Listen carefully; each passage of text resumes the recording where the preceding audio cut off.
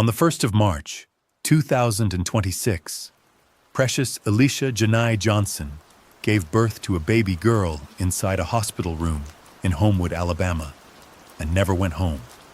Tonight, her story. And we begin tonight the way we always do. Slowly, quietly, with the sound of rain falling softly just outside, settling into the pavement and into the leaves and into the quiet corners of the evening. And I want you to let your body relax now. Let your breathing slow just a little. Let the weight of the day begin to lift from your shoulders. Because tonight we are going to spend our time together with a story that deserves to be told carefully, respectfully, and with great patience. And the place where tonight's story begins is the state of Alabama, in the American South, in a city that sits quietly inside Jefferson County, a suburb known as Homewood. And to understand where we are tonight, you have to understand the landscape that surrounds it. Because Homewood does not stand alone. It is part of something larger. It is nestled along the southern edge of a long geological ridgeline called Red Mountain, a ridge of ancient iron ore-rich rock that has shaped the identity of this part of the South for hundreds of years. And Red Mountain is not just a geographic feature. It is the reason that the city of Birmingham exists at all. Because it was the iron ore in those hills combined with the coal deposits nearby and the limestone further out that made this region the center of the American steel industry in the late 19th century. And Birmingham grew up fast because of that. It grew so fast and so remarkably that people began calling it the Magic City, a place that seemed to rise almost overnight out of the red clay earth. And Birmingham became the largest city in the state of Alabama. And today, the greater Birmingham metropolitan area is home to well over 1 million people when you include all the surrounding communities. And Homewood is one of those communities, a suburb of roughly 25,000 residents that wraps itself quietly around the southwestern edge of the city. And Homewood has the feel of an older American neighborhood, the kind of place with tree-lined streets and locally owned restaurants and small churches on almost every corner. A place where the pace of life moves a little more slowly than in the heart of the city, where neighbors still know each other's names, where the evenings feel settled and familiar. And yet Homewood is also a community that carries within it the weight of the broader history of this region. Because Birmingham is not only the magic city of industry and growth, it is also the city that was at the center of the American Civil Rights Movement in the 1960s. A city where some of the most significant acts of courage and some of the most devastating acts of violence in American history took place within a very short distance of where we are tonight. And Birmingham is still healing from all of that, still reaching towards something more whole. And the suburb of Homewood sits right at the edge of all of that history and all of that aspiration. And in the center of this community, on a quiet road called Brookwood Medical Center Drive, just off of US Highway 31, there stands a large and well-established hospital known as Baptist Health Brookwood Hospital, a 595-bed, full-service acute care hospital that has served the people of Jefferson County and the surrounding communities for many decades. And within that hospital campus, there's a dedicated wing called the Women's Medical Center, a place that exists for a very specific and very human purpose. A place where women come to receive care at every stage of their lives, where expectant mothers arrive in the hours before birth, where families gather in waiting rooms with hope in their hands, where nurses move through hallways at all hours of the night checking on the women in their care. And the Women's Medical Center is supposed to be, above all else, a place of safety, a place where the most vulnerable moments of a woman's life are held with care and with professionalism and with the quiet promise that nothing bad will happen here. And it is here. On the 5th floor of this building, on a Sunday night in early March when the Alabama air was still carrying the last of winter's coolness, that the story of precious Alicia Janai Johnson came to its most devastating and most heartbreaking end. And I want you to pause here for just a moment and sit with that. Because the rain outside continues to fall softly, and we are going to hold this story with care tonight.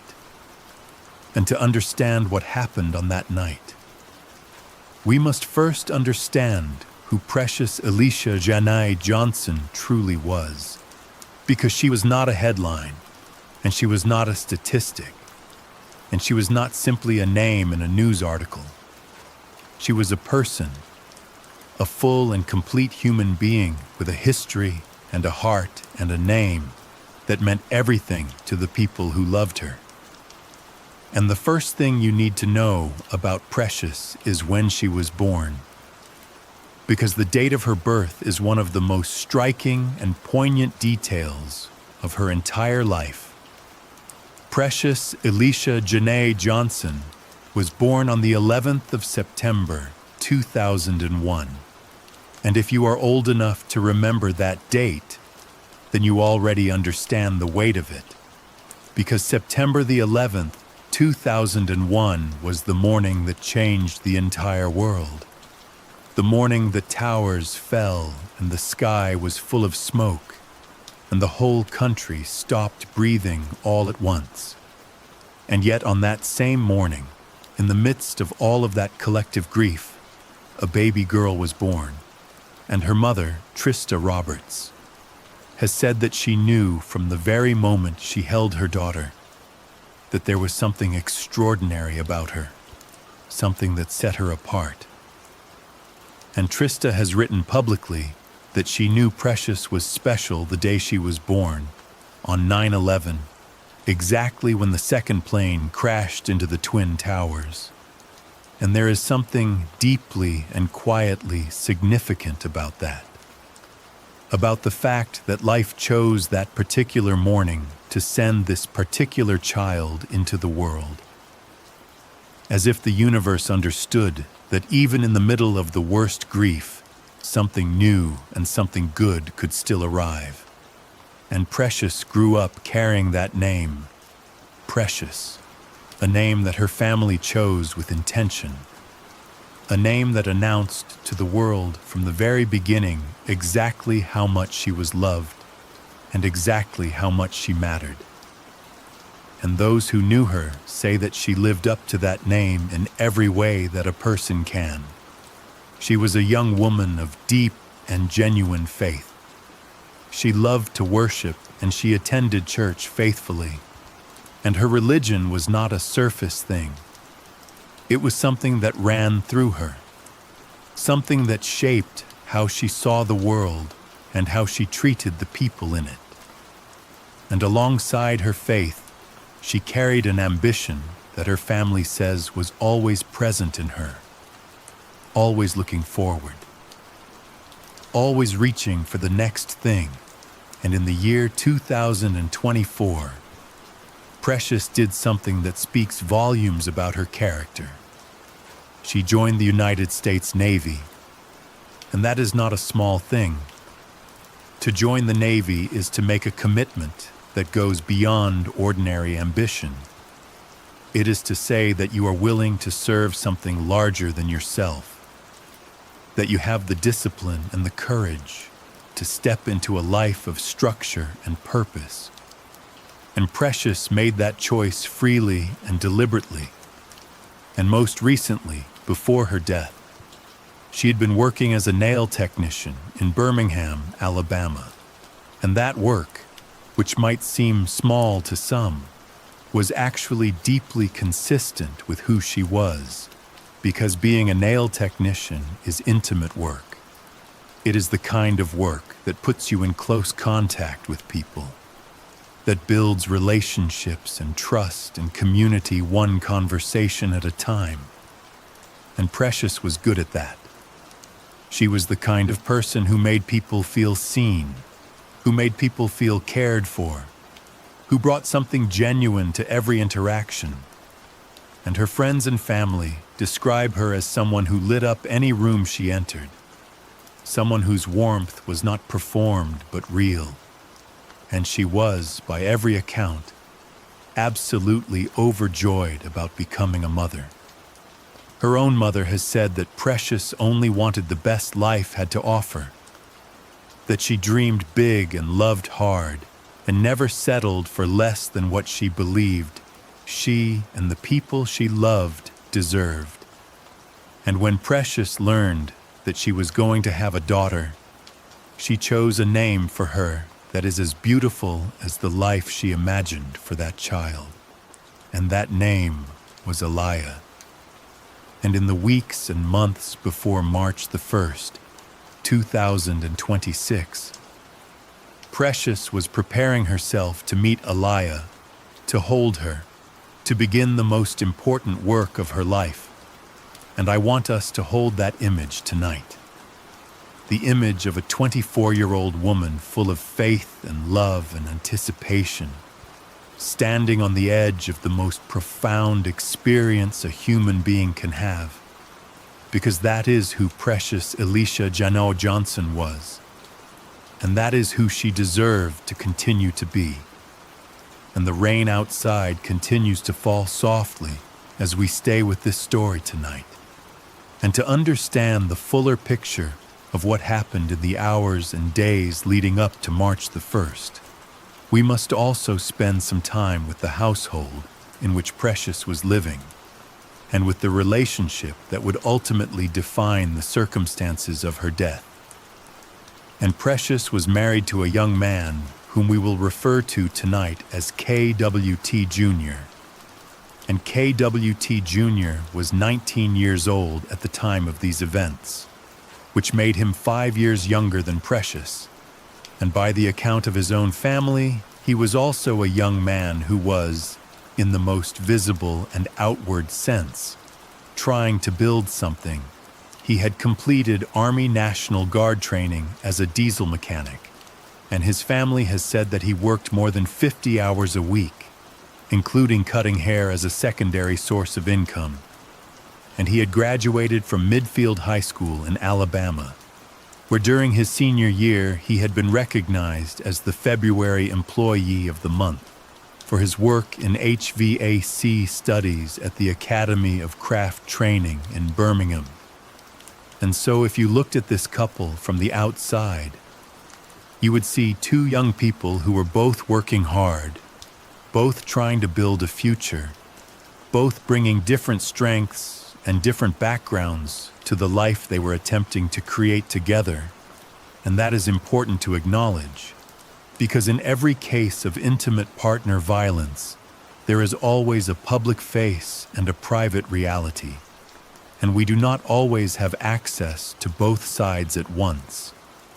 And what the research tells us consistently and clearly is that the period of pregnancy and the postpartum period are among the most dangerous times for women who are living within relationships where there is intimate partner violence. And Rebecca McWilliams, who serves as the executive director of One Place Metro Alabama Family Justice Center, spoke publicly about this case in the days following Precious's death. And she said something that every person listening tonight needs to hear. She said that it is so important to be aware that pregnant women are truly in danger at the hands of their partners when there is domestic violence involved. And she said that abuse can escalate during pregnancy. And she said that what happened to Precious Johnson shows us that domestic violence is not confined to the home. It is a broader public health issue and a community safety issue. And I want you to pause here for just a moment and sit with that. Because what this means is that the time in a woman's life when she is most physically vulnerable, when she is growing another human being inside her body, when she is at her most hopeful and her most open, is also in cases where there is violence in the relationship, the time when the danger can reach its highest point. And this is a pattern that researchers and advocates have been documenting for years and years. And the story of Precious Johnson is, in a way that is both specific to her and tragically familiar in a broader sense, a story that reflects that pattern.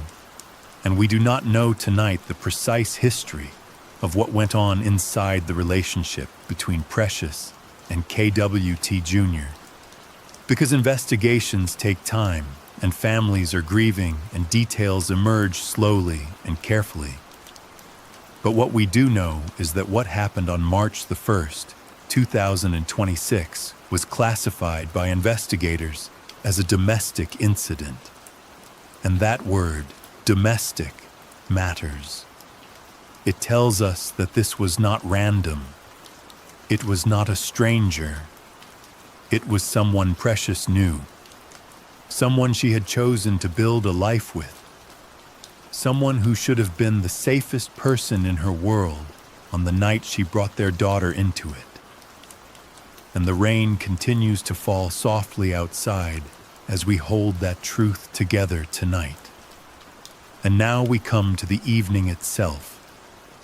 The evening of Sunday, the 1st of March, 2026. And it is worth taking a moment to feel the texture of that particular evening. Because early March in Birmingham, Alabama carries a kind of atmospheric in-between quality.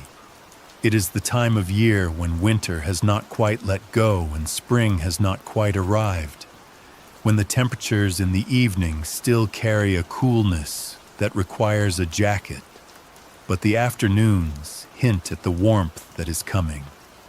When the trees are beginning to consider their leaves again, and the air smells of something that might be possibility.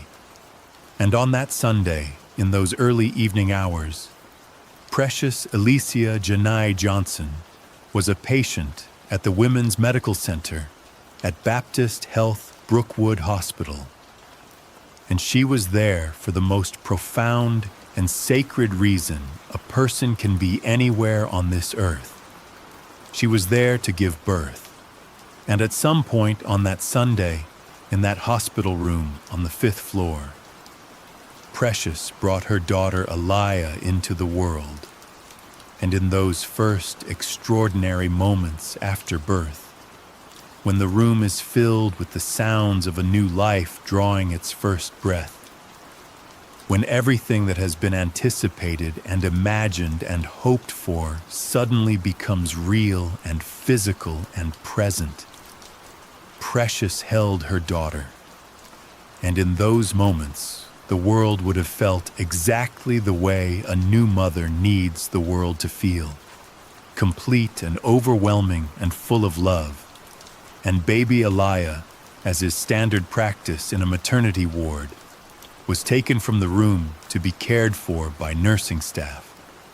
And Precious was left to rest in her room, to begin the long and quiet work of recovering from childbirth, which is a significant physical undertaking for any woman.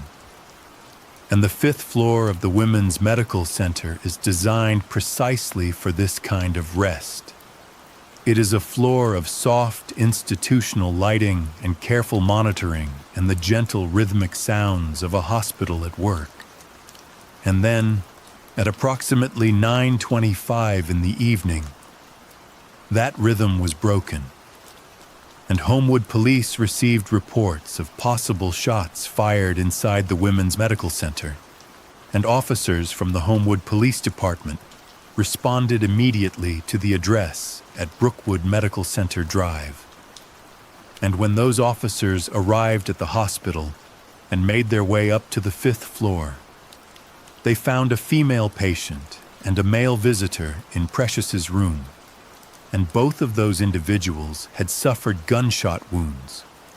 and both of those individuals were pronounced dead at the scene. And in the days that followed, the Jefferson County Coroner's Office confirmed that Precious Elisha Janai Johnson, 24 years old, had died after being shot multiple times, and that KWT Jr., 19 years old, had died from a self-inflicted gunshot wound. And the incident is being investigated by the Homewood Police Department as an apparent murder-suicide that is domestic in nature. And I want you to pause here for just a moment and sit with that. Because in the span of a single Sunday evening, Precious went from holding her newborn daughter for the first time to losing her life in the very room where she was supposed to be healing. And baby Aliyah, who was not in the room at the time, who was safe in the care of nursing staff, became an orphan on the very first night of her life.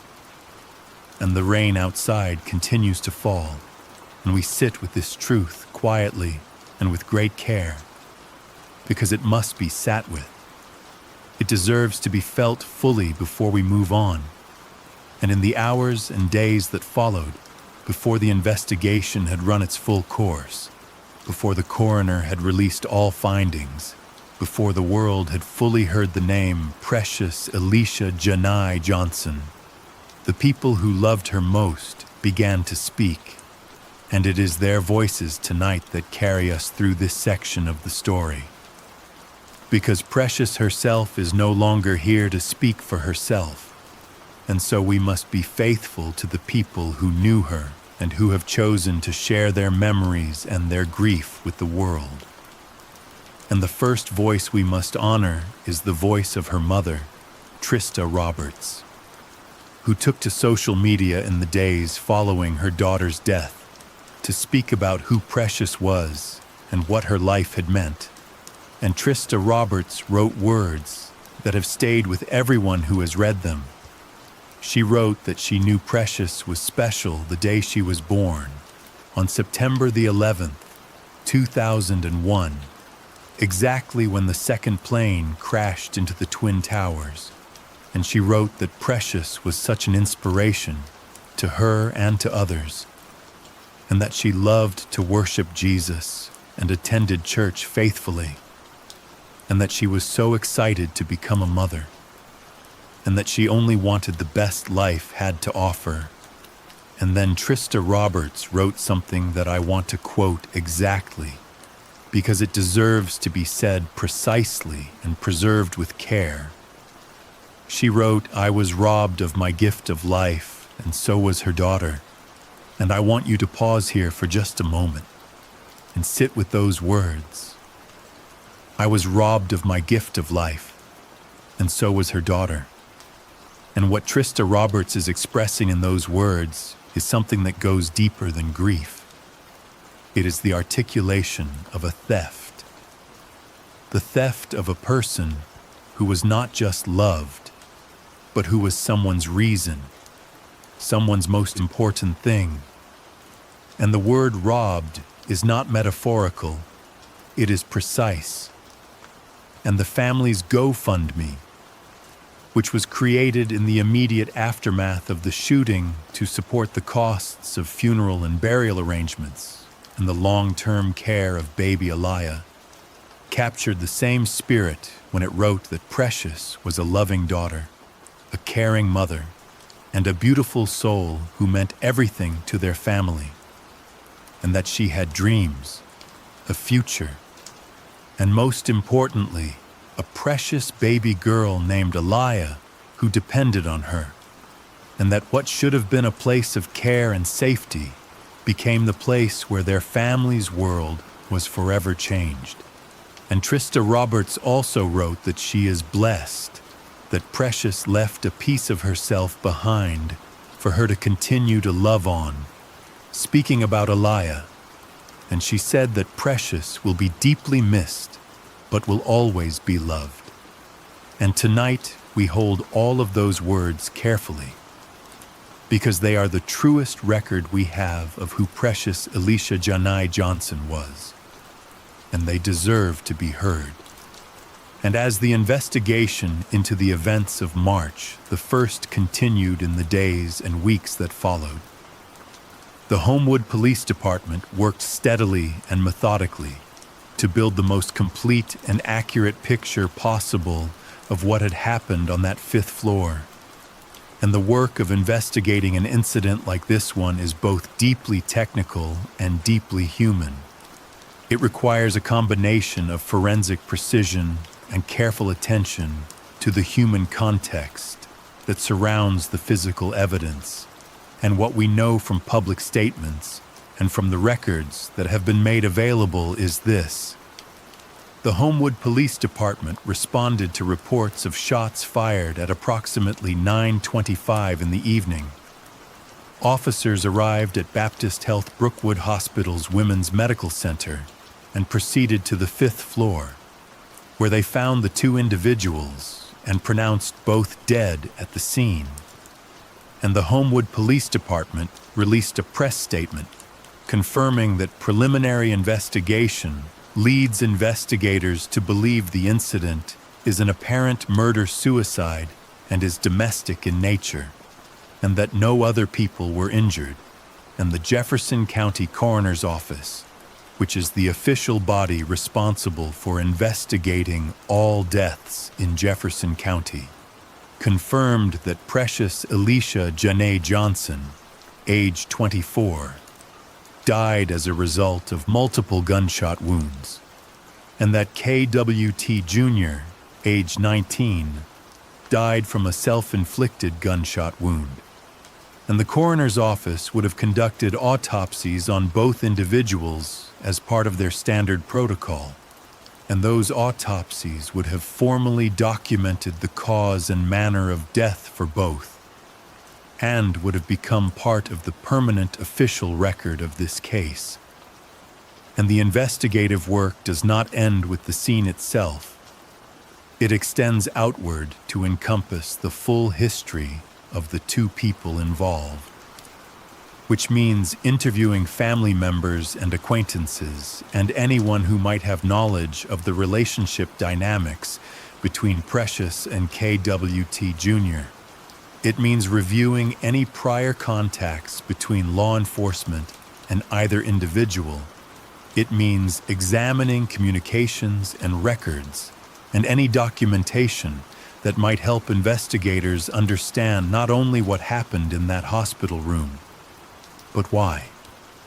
And this kind of investigation, which must be thorough even in a case where the suspected perpetrator is deceased, is essential because the official record it produces is the permanent public account of what happened. It is the document that will exist for Aliyah to read someday if she chooses to. It is the foundation upon which any future advocacy or legal action on behalf of Precious's memory will be built. And the investigation is ongoing as of the time of this reporting. And the Homewood Police Department has confirmed that they are committed to completing a thorough and accurate investigation. And the rain continues to fall as that work proceeds.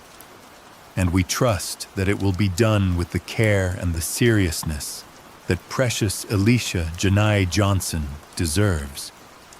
And we turn now to the legal framework within which this case must be understood.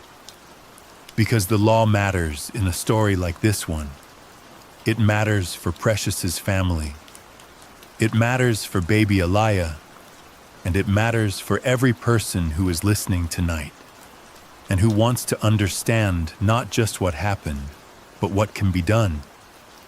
And in the state of Alabama, the legal landscape around domestic violence and intimate partner homicide is one that advocates have been working for years to strengthen. And Alabama falls under a criminal code known as the Alabama Code Title 13A, which covers all criminal offenses in the state. And under that code, domestic violence is addressed as both a criminal offense and a public safety issue.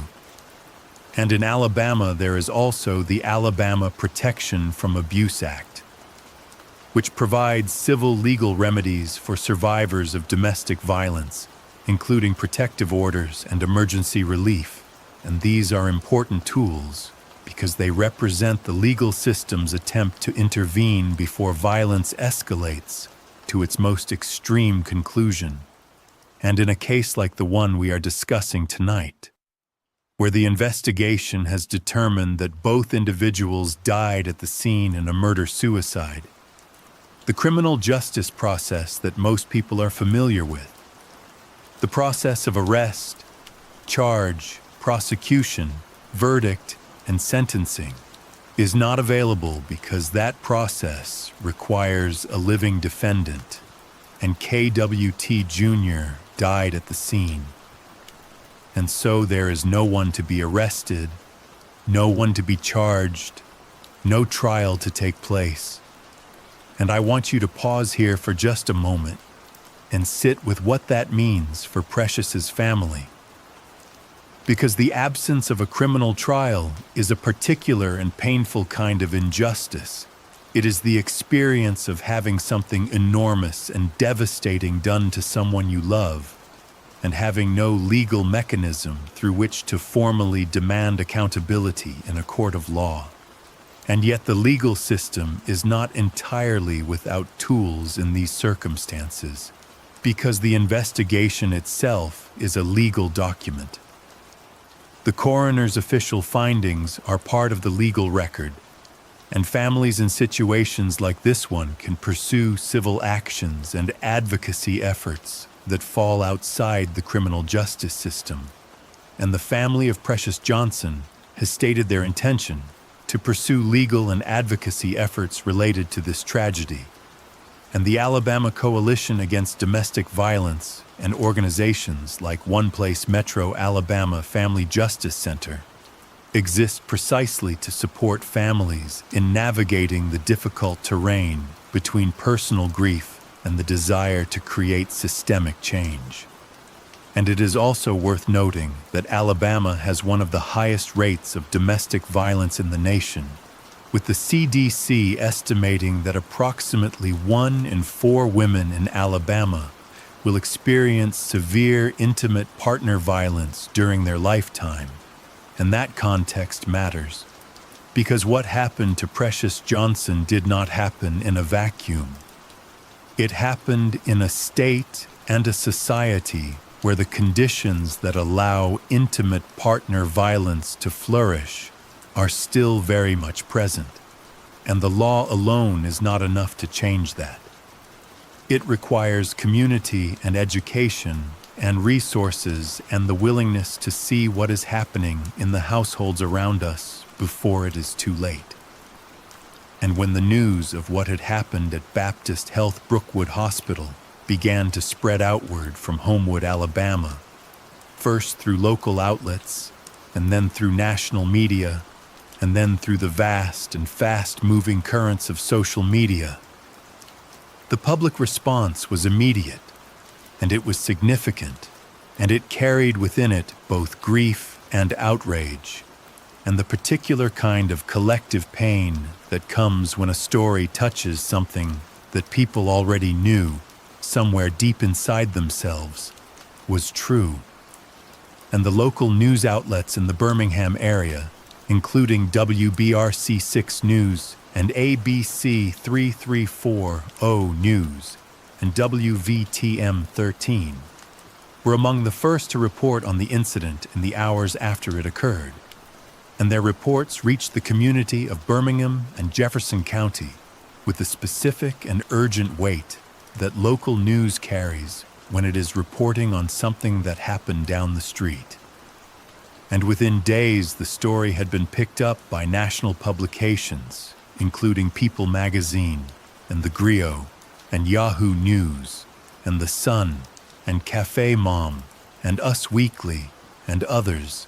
And what struck many of those who covered the story and many of those who read it was not only the details of what had happened, but the name, Precious, because there is something about that name that makes it impossible to read this story with any kind of distance or detachment, and the Black Femicide Prevention Coalition, an advocacy organization that documents and addresses the disproportionate rates at which Black women are killed in the United States, shared the story of Precious Johnson as part of their ongoing effort to make visible what is too often invisible, and the GoFundMe created by Precious's family received support from donors all over the country, people who had never met Precious, who had learned her name only through a news article or a social media post, and who nevertheless felt compelled to do something,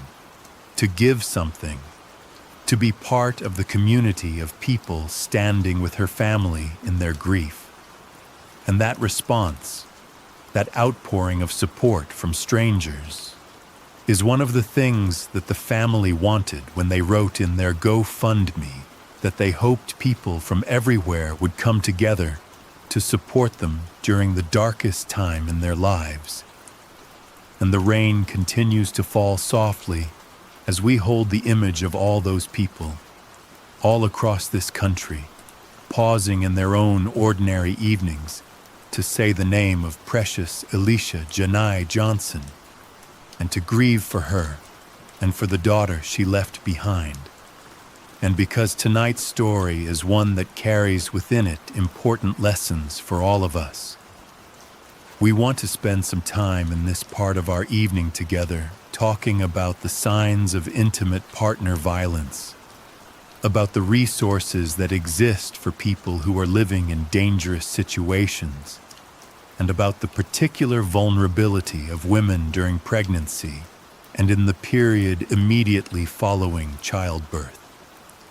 Because if we are going to honor the memory of Precious Elisha Janai Johnson, then we must do more than mourn her. We must learn from what happened to her. And the first and most critical thing to understand is a fact that the CDC has documented clearly, and that advocates have been trying to communicate for years, which is that homicide is the leading cause of death for pregnant and postpartum women in the United States of America.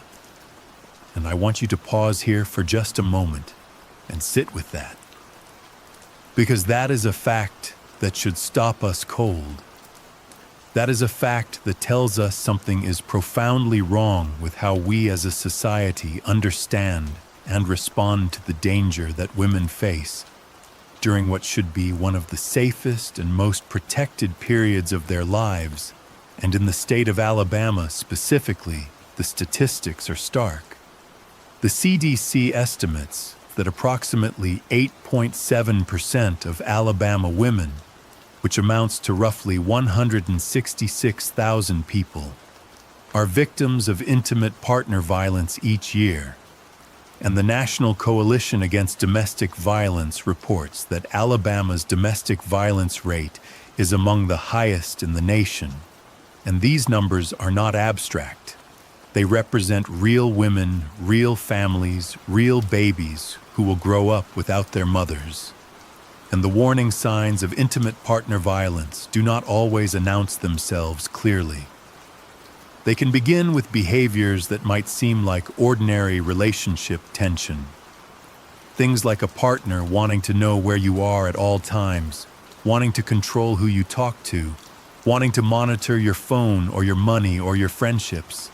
And those behaviors can escalate slowly.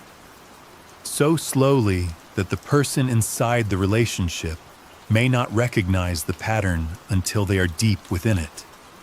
And for anyone tonight who is in a situation that feels unsafe, who is pregnant or newly postpartum and afraid of a partner, please know that help exists and that you deserve to be safe. The National Domestic Violence Hotline is available 24 hours a day, 7 days a week. It can be reached at 1-800-799-7233. And for those who cannot speak freely, you can text the word BEGIN to 88788 and connect with a counselor by text.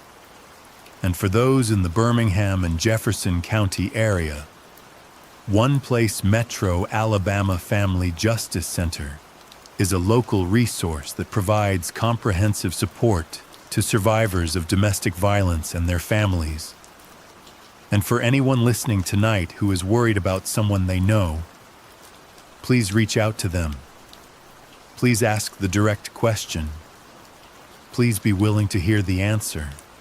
Because the act of checking on someone, of creating a space where they feel safe enough to tell the truth, can be the thing that changes everything. And the rain continues to fall softly tonight as we carry these resources forward together. And we arrive now at the final and most tender part of tonight's story. And this is the part where we try to speak about legacy, about what remains when a life is cut short, about what the people who are left behind carry forward in the name of the person they have lost. And the legacy of precious Elisha Janai Johnson is still being written. It is being written by her mother, Trista Roberts, every single day that she wakes up and chooses to keep going. It is being written by the family members who have stepped in to raise baby Aliyah, who have made the extraordinary decision to shoulder the grief of losing a daughter and the responsibility of raising a granddaughter at the very same time. And it is being written by all the people who donated to the GoFundMe, and all the people who shared her story, and all the people who said her name out loud and refused to let her become just another number in a statistic about intimate partner violence. And there is something about Precious's name that makes this legacy feel particularly important, because she was named Precious before anyone knew what her life would look like, before anyone knew the paths it would take and the ways it would end. She was named Precious because she was loved that much from the very beginning, and she spent 24 years being exactly what her name said she was. And the fact that her name also describes what she left behind, the precious baby girl named Aliyah, feels like something more than coincidence. It feels like the universe's way of insisting that the story does not end in that hospital room on the 5th floor, that the story continues in a baby girl who is now being held and loved and prepared for a life that her mother wanted to witness and share. And Aliyah will grow up without her mother present in the physical world. But she will not grow up without her mother, because Precious is in Aliyah in every way that a parent can be in a child. In her face and her voice and the particular way she will one day laugh. And she is in the stories that Trista Roberts and the rest of the family will tell her. The stories about a young woman who was born on a morning when the world was in pain, and who still managed to fill her 24 years with faith and ambition and love, and the kind of warmth that people still talk about when they say she was such an inspiration. And the family has stated their intention to pursue advocacy and legal efforts in Precious's name. And if they do that, if they channel their grief into something that helps protect the next woman who might be standing where Precious stood, then Precious's story will have contributed something to this world that would not exist without her. And that is not a small thing. That is the most profound kind of legacy there is. The kind that reaches forward in time and protects people who never knew your name. And tonight, we hold the name Precious Elisha Janai Johnson with everything we have. We say it carefully, and we say it loudly enough to matter. Born on September the 11th, 2001, the day the towers fell and new life still arrived. Died on March the 1st, 2026, in a hospital room that was supposed to be safe. Mother of Aliyah, daughter of Trista, a young woman who loved Jesus and loved her family and joined the Navy and painted nails and dreamed about the future and met her daughter for the first time on the last day of her life. And I want you to hold her tonight as we move toward the end of our time together. And so we arrive at the end of tonight's story. And I want you to let your body settle just a little deeper now into wherever you are. Let your shoulders drop. Let your breath come and go without effort, because the rain outside has been with us through all of it. Through the streets of Homewood and the halls of Brookwood Hospital and the words of Trista Roberts and the tiny hands of baby Aliyah. And the rain does not stop for grief. The rain just falls. And there is something in that constancy that feels like comfort. Something that says the world will keep going even when we cannot imagine how. And tonight we have sat together with the story of precious Alicia Janae Johnson, and we have tried to tell it the way it deserves to be told, slowly and carefully and with great respect. We have tried to see her fully, not as a tragedy, but as a person, a full and extraordinary person who happened to meet a tragic end. And baby Aliyah is in the world tonight, small and new, held by people who love her and who carry within them the love that Precious had for her daughter. And we trust that Aliyah will be held well. And we trust that the people who are fighting for change in the name of women like Precious will keep fighting. And we trust that someday the world will be safer for the daughters of all the women whose names we say on nights like this one. Sleep well now. Let the rain stay with you as you drift. Let the story settle into something quiet and carried. Precious Alicia Gianni Johnson, you were loved. You are remembered. You are the reason we will look more carefully at the people around us tomorrow. And to baby Aliyah, wherever tonight finds you, your mother was precious, and so are you. Sleep well. Sleep peacefully. The rain will stay. I will be here tomorrow night.